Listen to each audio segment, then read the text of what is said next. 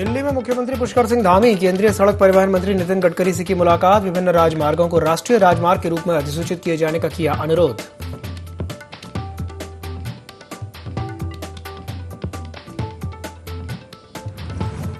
बाल विकास मंत्री रेखा आर्या ने प्रेस वार्ता कर की सफाई पेश। कहा, उनकी चिट्ठी को गलत तरीके से किया जा रहा है पेश। विपक्ष बेवजह दे रहा मामले को तूल।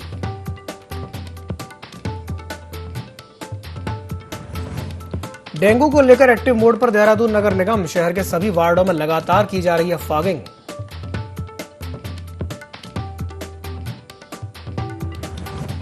कांवड़ मेले में टूटे सभी पुराने रिकॉर्ड। अब तक करीब 2.5 करोड़ कांवड़िए पहुंचे हरिद्वार। पुलिस को करनी पड़ रही कड़ी मशक्कत।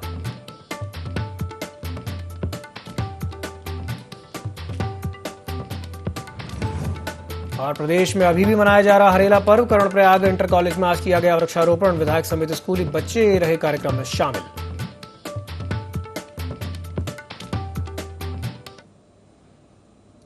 नमस्कार, देव मूवी लाइव में आपका स्वागत है। मैं हूं आपके साथ दिव्यांशु जोशी। उत्तराखंड की महिला एवं बाल विकास मंत्री रेखा आर्या आंगनवाड़ी कार्यकर्ताओं को लिखी चिट्ठी को लेकर के चर्चा में है।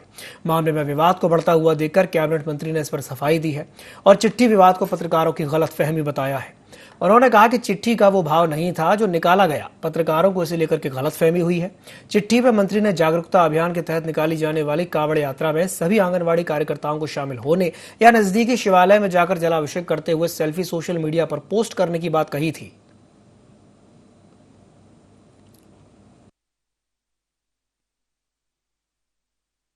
मैंने उस चिट्ठी में जो कहा कि भाई जलाभिषेक करना है, उस चिट्ठी में ये नहीं कहा कि आप नहीं करेंगे तो ऐसा होगा।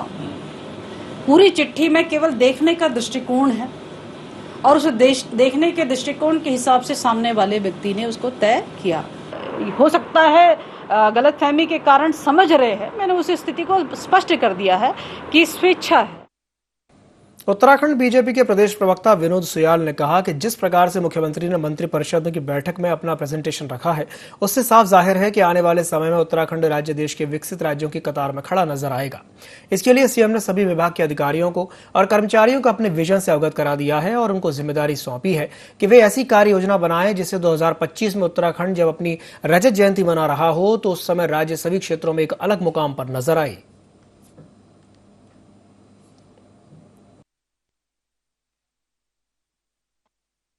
निश्चित रूप से माननीय पुष्कर सिंह धामी जी द्वारा कल मंत्रिपरिषद की बैठक में उत्तराखंड राज्य के बारे में जो प्रेजेंटेशन रखा गया, 2025 में उत्तराखंड राज्य 25 वर्ष पूरे करने जा रहा है और निश्चित रूप से उसके लिए प्रत्येक विभाग को, प्रत्येक मंत्रालय को माननीय मुख्यमंत्री द्वारा पूर्व में ही निर्देश दिए गए हैं कि ऐसी योजनाओं का बनाई जाए कि 2025 तक पूरी हो। उत्तराखंड राज्य पर्यटन, परिवहन, सीमांत क्षेत्रों में विभिन्न प्रकार की योजनाओं से संबंधित उत्तराखंड राज्य 2025 जब आ रहा हो तो देश का प्रथम एक ऐसा राज्य हो जो विकसित राज्य हो। और देश के प्रधानमंत्री जी ने भी कहा है कि आने वाला दशक उत्तराखंड का है। निश्चित रूप से पुष्कर सिंह धामी जी के नेतृत्व में यह कार्य पूर्ण होगा। टिहरी में देव सुमन का बलिदान दिवस मनाया गया और देव सुमन के बलिदान को याद किया गया है, जिन्होंने राजशाही के चंगुल से टिहरी की जनता को आजाद करवाया था। जिले में जगह जगह कार्यक्रम आयोजित किए गए। सेनानी देव सुमन के परिजनों का सम्मान किया गया। वहीं इस मौके पर विधायक किशोर उपाध्याय और जिलाधिकारी टिहरी जेल में पड़ी सुमन जी की बेड़ियां देखने पहुंचे। उनके चित्र पर माल्यार्पण किया। वहीं स्कूली बच्चों ने प्रभात फेरी निकाली और सांस्कृतिक कार्यक्रम आयोजित किए गए। साथ ही कहीं कहीं वृक्षारोपण भी किया गया।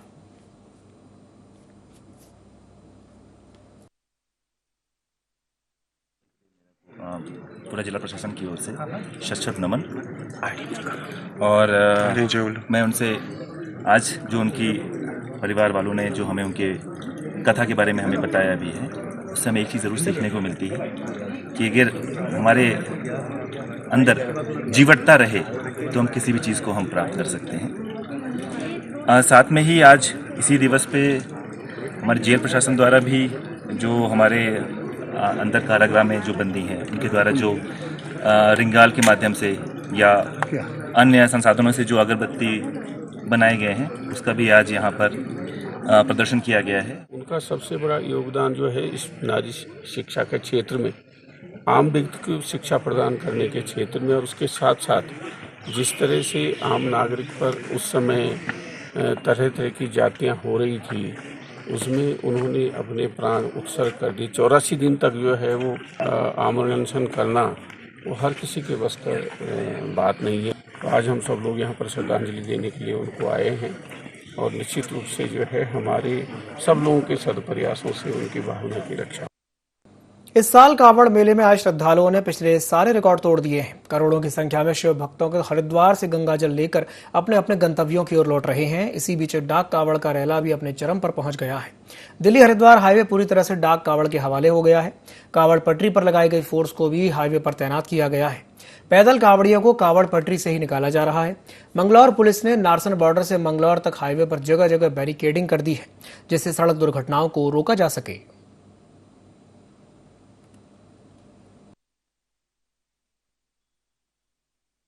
जो हमारी ड्यूटीज़ जो पहले पैदल कांवड़ में लगी थी, उन ड्यूटीज़ को हमने अब हाईवे पे ले लिया है और जितने अनावश्यक कट थे वो थोड़े बंद किए हैं ताकि किसी भी तरह के एक्सीडेंट की स्थिति उत्पन्न ना हो और लोगों की सुरक्षा से ये कांवड़ निकले। देखिए, अभी भी जो है कांवड़ियाँ लगातार आ रहे हैं। जैसे कि आप देख रहे हैं, डाक कांवड़ स्टार्ट हो गई है, पर जो है प्रशासन और पुलिस द्वारा जो व्यवस्था थी और जितनी हमारे पुलिस मुख्यालय द्वारा भी पुलिस का पर्याप्त पुलिस बल जो है दिया गया था, तो उसी के दृष्टिगत जो है अभी तक कांवड़ की व्यवस्था जो है अच्छी निकली।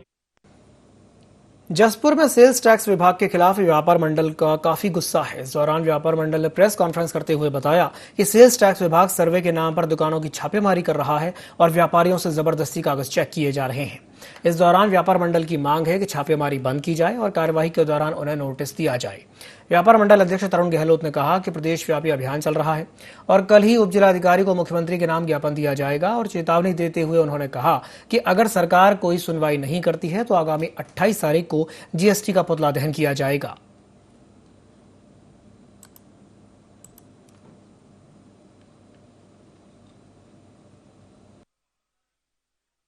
इसके अधिकारियों द्वारा हमारे नगर में आके सर्वे के नाम पर ये हर दुकान जाकर छापेमारी कर रहे हैं। व्यापारियों का स्टॉक चेक करना, ज़बरदस्ती उनके कागज़ निकालना, वो देखने। तो हमारा ये कहना है कि आप इस तरह अपने लेवल पे इस तरह की छापेमारी ना करें। आप व्यापार मंडल को विश्वास में लीजिए, हमें बताइए, हम आपके साथ चलेंगे।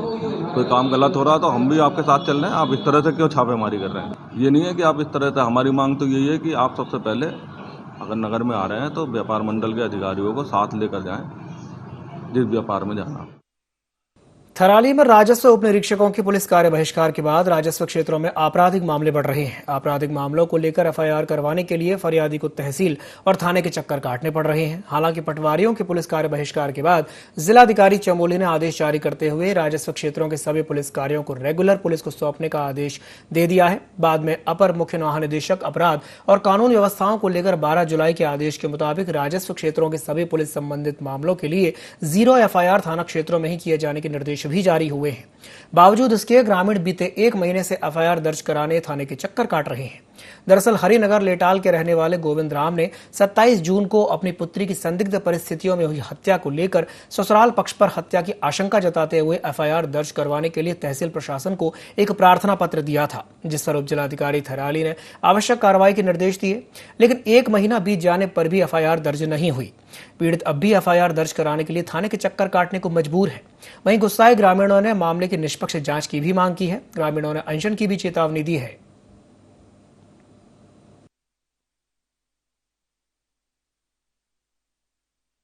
21 जून में हमने 27 तारीख को एप्लीकेशन दी एसडीएम साहब के पास। एसडीएम साहब ने ऊपर थाने के लिए भेजी। थाने वाले बोले एसडीएम वहाँ से पटवारी से लाओ एफआईआर बना के, और रेवन्यू वाले बोले थाने से जाओ। बस 5 दिन हो गया सर मेरे को इधर उधर घूमने। वहाँ से थाने वाले ने बोला साहब पटवारी से एफआईआर बना के लाओ, तब इसमें हम कदम उठाएंगे। अब यहाँ आए तो एसडीएम साहब ने बोला कि सर हमने एससी के लिए भेज दिया ऊपर, तुम ऊपर चले जाओ एसओ साहब के पास।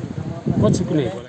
दीपा देवी जो है पार्था में इनका ससुराल था और ये इनके पिताजी जो है यहाँ पर अपने लड़की की हत्या जांच के लिए काफ़ी 21 जून से कागज़ लगा रहे हैं। तो यहाँ से इनको कभी तहसील वाले इनको पुलिस क्षेत्र में भेज रहे हैं, पुलिस वाले पटवारी के पास भेज रहे हैं कि वहाँ से जांच होगी। वहाँ से अभी तक इनकी एफआईआर नहीं कराई गई है और हम यही चाहते हैं कि इस व्यक्ति की सुनवाई की जाए और सत्य जांच करने की कोशिश की जाए। 12 जुलाई 2022 का एक पुलिस महानिदेशक का जो आदेश आया है कि जब तक राजस्व उप निरीक्षकों की हड़ताल रहती है तब तक 0 FIR से लेकर प्रत्येक पुलिस देखेगी, लेकिन दुर्भाग्य है कि आज भी फरियादी 21 जून से लगातार अपनी फरियाद लेकर जिस पिता की बेटी को मार दिया गया हो, जहर पिलाकर मार दिया गया हो, वो पिता दर दर भटक रहा है। 3 बार के क्या कहते तहसील प्रशासन के चक्कर काट के, पुलिस प्रशासन के चक्कर काट के आज भी उनकी FIR नहीं हुई, तो ये दुर्भाग्य का विषय। यदि इस मामले में कार्रवाई नहीं हुई, निष्पक्ष जांच नहीं हुई, तो हम सब जनप्रतिनिधि लोग एक आमरण अनशन पे कल से ही हम उस पत्र के एवज में हम कल से थाने में साफ निर्देश और आदेश पारित हुए हुए हैं। पहले जिलाधिकारी महोदय का आदेश आया था और उसके बाद अब अपर पुलिस महानिदेशक मुख्यालय से, पुलिस मुख्यालय से, वहाँ से भी इसमें ऑर्डर आ गया है कि जो भी FIR होंगी वो पुलिस के द्वारा ही दर्ज करी जाएंगी और संबंध सारे ही जो अभिलेख हैं वो रेगुलर पुलिस में ही दर्ज होंगे। संबंध में उन्होंने मुझे अपना एक एप्लीकेशन भी दी है जिसको मैं अभी तुरंत ही अभी SHO से बात करके क्लियर करवा रहा हूँ कि क्या इसमें इश्यू आया है। इस संबंध में मेरी CO साहब से ही बात हुई है, तो बहुत जल्दी वो भी मुझे अपडेट। नैनीताल में मूसलाधार बारिश से जनजीवन पूरा अस्त व्यस्त हो गया है। मूसलाधार बारिश से रास्तों में भारी भरकम पेड़ गिर पड़े हैं। वहीं पहाड़ों के मलबे ने लोगों का आना जाना मुश्किल कर दिया है, जिसके बाद नगरपालिका अमले ने कॉटेज के निचले हिस्से का निरीक्षण किया। इस दौरान राजस्व और वन विभाग की टीम भी उनके साथ मौजूद रही। अधिकारियों को नाले से मलबा हटाने और खतरा बने पेड़ों को काटने के निर्देश दिए। साथ ही राजस्व उप निरीक्षक को प्रभावित क्षेत्र में खतरे वाले भवनों को चिन्हित करने को कहा गया।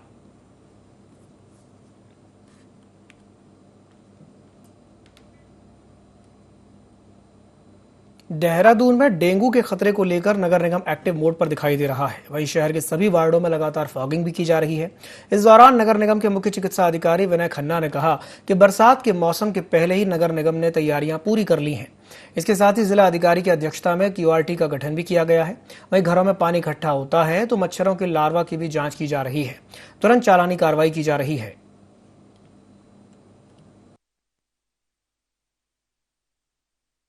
जब से बरसात शुरू हुई है या फिर यूँ कह लें कि जब से मानसून का आगमन हुआ है उससे पहले ही हम लोग की पूर्ण तैयारी थी और इसके लिए हम लोगों ने जिलाधिकारी महोदय की अध्यक्षता में जो है QRT का गठन भी कर दिया गया था और तब से लेके अभी तक हमारे प्रतिदिन फॉगिंग प्रत्येक 100 वार्ड में हमारे मशीन है, उनको लगातार दवाई दी जा रही है और उसमें फॉगिंग में किसी प्रकार की कोई जो है कमी नहीं है। इसके साथ ही हम लोग की जो QRTs हैं वो लगातार अपने अपने क्षेत्रों में भ्रमण कर रही हैं और जहाँ पे पानी इकट्ठा होता है तो वहाँ पे मच्छरों के लार्वा की जांच की जाती है कि उपस्थित है कि नहीं। हरिद्वार से पैदल यात्रा करके गंगाजल लेकर पहुंचे शिव भक्तों का किच्छा पहुंचने पर जोरदार स्वागत हुआ। शिव कांवड़ सेवा संघ के बैनर तले श्रद्धालुओं ने कांवड़ियों का स्वागत किया। इस दौरान मारवाड़ी धर्मशाला में कांवड़ियों के पहुंचने पर विशाल भंडारे का आयोजन भी किया गया।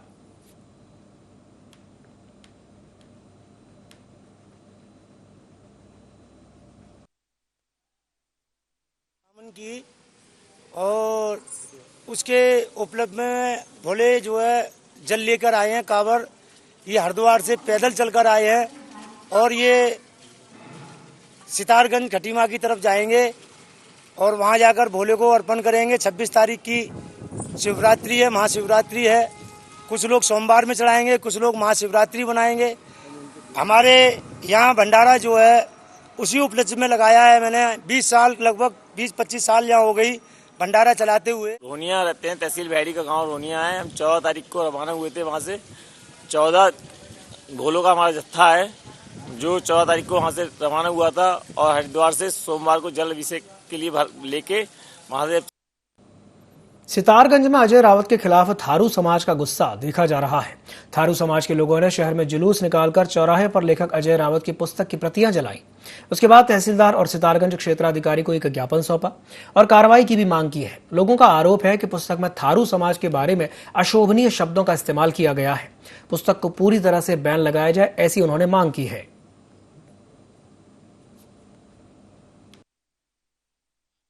जिस पुस्तक में उन्होंने ये जो शब्द कहे जो वास्तव में संविधान में भी लागू नहीं होती, उसमें प्रतिबंध लगा हुआ है, ऐसे शब्दों का उन्होंने प्रयोग किया है।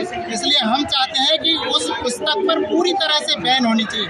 और जितनी भी पुस्तकें उनकी निकली हैं वो भी वापस आनी चाहिए और उनको निश्चित रूप से ठीक प्रकार से जो SC ST आयोग के तहत उन पर कार्रवाई की जानी चाहिए। मुख्य विद्यालय के प्रोफेसर हैं, इन्होंने थारू जाति के लिए कुछ आपत्तिजनक बातें इसमें लिखी, जिससे थारू जाति के लोग विरोध करने आए थे। उन्होंने ज्ञापन दिया, ज्ञापन देके उचित माध्यम से उच्च अधिकारी को बात किया जाएगा, जो भी आगे से उस हिसाब से कर रहे हैं। बहुत बड़ी इतिहास में तो ऐसा सबूत नहीं है कि थारू जो है समाज से संबंध रखता है। टिप्पणी बहुत असंभवी है, निंदनीय है, गलत है। हम इसके जो निंदा करते और आज देख रहे हैं जन सैलाब जो है वो उमड़ गया है आंदोलन में। मैं समझता हूँ अभी FIR दी है, इसमें हमें कोतवाल साहब ने FIR दर्ज करने के अपने निर्देश दिए ऊपर से और FIR दर्ज होगी, उन्होंने आश्वासन दिया है। और अगर FIR दर्ज नहीं होती तो हमारा आंदोलन और उग्र होगा, लगातार चलता रहेगा। धरना प्रदर्शन जुलूस के रूप में हम लोग हमेशा प्रदर्शन करते रहेंगे। तो सितारगंज में थारू समाज के लोगों में आक्रोश देखने को मिल रहा है और इसी खबर पर अधिक जानकारी के लिए हमारे साथ संवाददाता तनवीर अंसारी जुड़ गए हैं। तनवीर, सितारगंज में थारू समाज के लोगों में आक्रोश देखने को मिल रहा है, क्यों ये आक्रोश देखने को मिल रहा है और क्या कारण है, बताइए। बिल्कुल सही, जैसा कि आपको बता दें सर कि सितारगंज में एक प्रोफेसर हैं, उनके खिलाफ एक धरना प्रदर्शन भी किया गया, आक्रोश भी देखा गया, नारे भी लगाए गए, तमाम ऐसी चीजें देखी गई।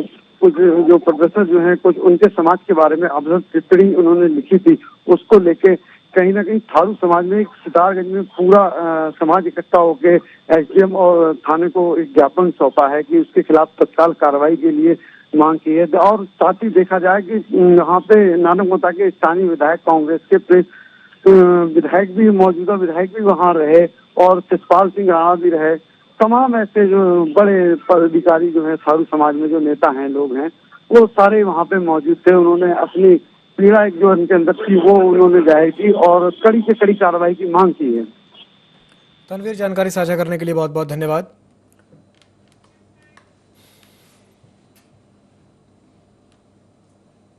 देश की प्रथम आदिवासी महिला राष्ट्रपति द्रौपदी मुर्मू शपथ लेकर के बीजेपी के प्रवक्ता विनोद सोयाल ने कहा कि यह देश के लोकतंत्र के लिए बहुत ही शुभ दिन है जब देश के इस वर्ग से एक महिला सर्वोच्च पद पर आसीन हुई है। उन्होंने कहा कि द्रौपदी मुर्मू का जीवन काफी संघर्षपूर्ण रहा है। उनका राष्ट्रपति के पद पर पहुंचना देश के लिए गौरव की बात है।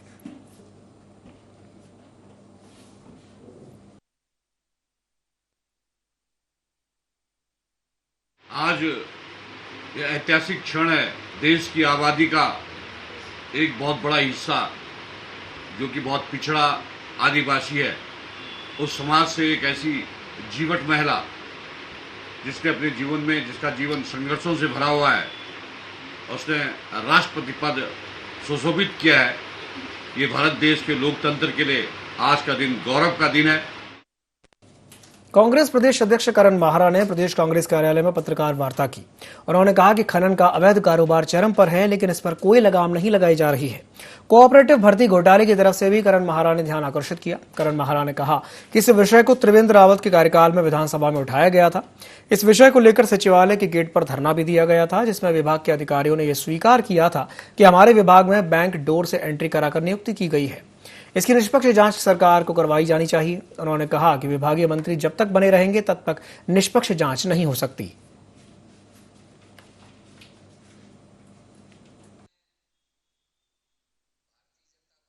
घोटाले की जांच हम लगातार कर रहे थे और हमने परसों प्रदर्शन भी इसमें किया कांग्रेस पार्टी ने, आपने देखा होगा। और उसके बाद STF ने तुरंत कार्रवाई करके 6 लोगों को गिरफ्तार किया है। मैं उनको धन्यवाद और बधाई देना चाहता हूं STF को। लेकिन ये जांच यहीं नहीं रुकनी चाहिए, क्योंकि छोटे कर्मचारी पकड़े गए हैं और कोई भी छोटा कर्मचारी बिना किसी बड़े अधिकारी या किसी बड़े नेता की शय के ये नहीं कर सकता। जब तक हाथ उन तक नहीं पहुंचेंगे, जब तक उनकी गिरफ्तारी की तैयारी नहीं होगी, तब तक इस जांच को मैं अधूरा मानता हूं। चंपावत के कमांडेंट प्रमोद देवरानी के दिशा निर्देश पर हर घर तिरंगा अभियान चलाया जा रहा है। इस अभियान के तहत सशस्त्र सीमा बल के जवानों ने SSB परिसर से लेकर चंपावत बस स्टैंड तक जागरूकता रैली निकाली। रैली में जवानों ने देशभक्ति के नारे लगाए और क्षेत्रवासियों को संदेश दिया कि वो अपने घरों में सम्मान के साथ तिरंगा फहराएं। इस दौरान कमांडेंट देवरानी ने बताया कि जिले के हर क्षेत्र में 13 अगस्त से लेकर 15 अगस्त तक हर घर तिरंगा अभियान चलाया जाएगा।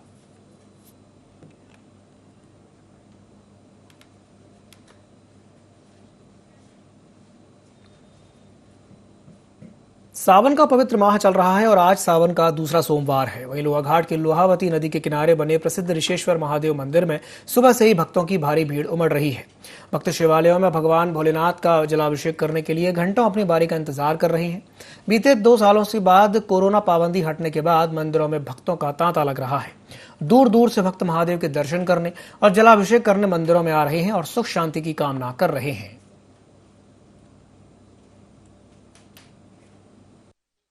है क्योंकि इस समय जो है भगवान विष्णु शेष सैया में आराम करते हैं, भगवान सो जाते हैं और भगवान शिव जो है जागृत अवस्था में है। सावन का पवित्र माह जो है भगवान शिव का अपना महीना है। सावन, कार्तिक, माघ और बैसाख इन 4 महीनों में भगवान शंकर की पूजा विशेष करके की जाती है।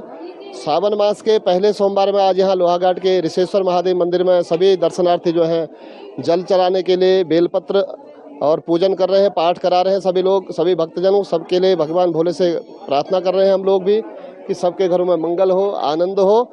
भगवान भोले शंकर की ऐसी मान्यता है कि अगर शिवलिंग में सोमवार के दिन कोई रुद्राभिषेक करवाता है, दूध से, जल से, दही से, घी से, शहद से, पंचामृत से अगर कोई अभिषेक कराता है, उसकी नाना प्रकार की जितनी कामनाएं हैं सारी कामनाएं उसकी पूर्ण होती हैं।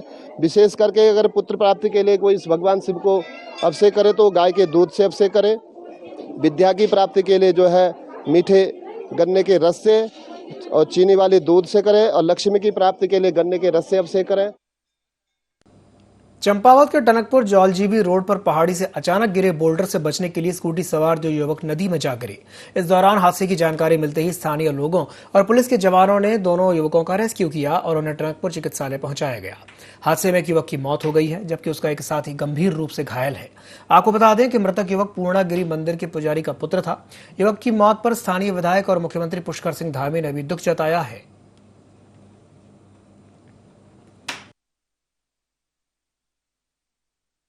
थोड़ी देर बाद दूसरे को भी लेके आया। उसमें जो एक पहले जो आया वो संजय तिवारी, वो तो ठीक है, उनको तो मैनेजमेंट करके उनको वो हायर सेंटर भेजे, लेकिन जो दूसरे वाले लाए गए योगेश पांडे, उनकी डेथ हो चुकी थी। और देखने पे प्रथम दृष्टिया यही लग रहा था, चूँकि सिर में चोट काफ़ी ज़्यादा लगी थी, कि वो हेड इंजरी से प्रतीत हुई। राज्यपाल लेफ्टिनेंट जनरल गुरमीत सिंह ने राजभवन में कैबिनेट मंत्री गणेश जोशी से शिष्टाचार भेंट की। इस दौरान कैबिनेट मंत्री ने राज्यपाल को उत्तराखंड में संचालित कृषि एवं उद्यान योजनाओं की जानकारी दी और विकास की संभावनाओं पर चर्चा की। इस दौरान दोनों के बीच सैनिक कल्याण और ग्राम विकास से संबंधित विभिन्न विषयों पर भी चर्चा हुई।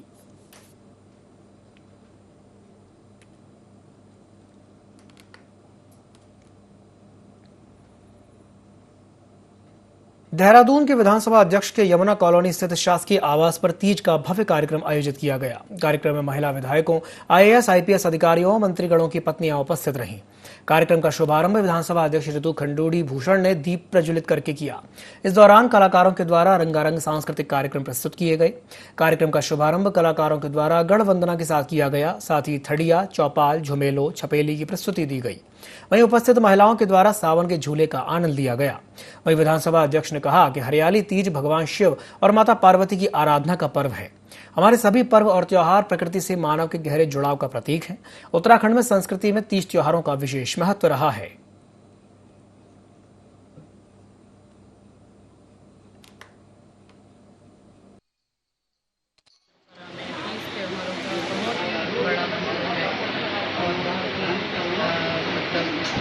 ये कौन की त्योहारों में एक दूसरे से मिलना जुलना करते हैं, कार्यक्रम करते हैं और बहुत ही खुशी मनाने का जो है हमारा, क्योंकि बहुत ही कम समय मिलता है और इस तरह के त्यौहार होते रहने चाहिए। और जो है मैं पूरे प्रदेशवासियों को शुभकामनाएं देती हूँ, बहुत बहुत बधाई देती हूँ। हम लोगों को विशेषकर ये बहुत ध्यान देने की आवश्यकता है। हम लोग जब त्योहारों को मनाएंगे तो हमारे आने वाली पीढ़ियाँ भी, हमारे बच्चे भी हमसे जो है सीखेंगे और आगे जो है इसको प्रकार से मनाते रहेंगे। ये त्यौहार तो एक तरह से प्रकृति से संबंधित त्यौहार है। जब हम लोग का वर्षा की ऋतु शुरू होती है तब तीज का त्यौहार मनाया जाता है और ये उत्तराखंड के साथ ही शेष जो नॉर्थ इंडिया है वहाँ पर भी मनाया जाता है। सावन में जैसे झूले पड़ते हैं और महिलाओं के बीच बहुत लोकप्रिय त्यौहार है और एक तरह से ये धरती की खुशहाली का प्रतीक भी है तीज का त्यौहार। तो इस अवसर पर मैं धन्यवाद देना चाहती हूँ हमारी प्रथम महिला स्पीकर कन्वीनर मैम को कि उन्होंने इतना अच्छा आयोजन अपने घर पे किया और सभी महिलाओं को यहाँ एकजुट किया और एक तरह से महिला सशक्तिकरण का भी एक प्रतीक उन्होंने बना दिया इसको यहाँ पर। और हम सब मिलके यहाँ पर प्रदेश की खुशहाली और समृद्धि की कामना करते हैं। यही मेरा विश्वास है। लोगों ने तीज का एक त्यौहार सोचा कि बच्चों मतलब जानकारी होनी चाहिए। ये त्यौहार बहुत आवश्यक है क्योंकि जैसे आपने कहा संस्कृति बहुत ज़रूरी है, बहुत आवश्यक है। संस्कृति को भूलना नहीं चाहिए। बहुत सी अच्छी चीज़ें इन त्योहारों के पीछे छुपी हैं, उनको हमें समझना चाहिए और इसलिए आज ये त्यौहार मनाया जा रहा है। बुलेटिन में फिलहाल के लिए इतना ही। दीजिए इजाजत। नमस्कार।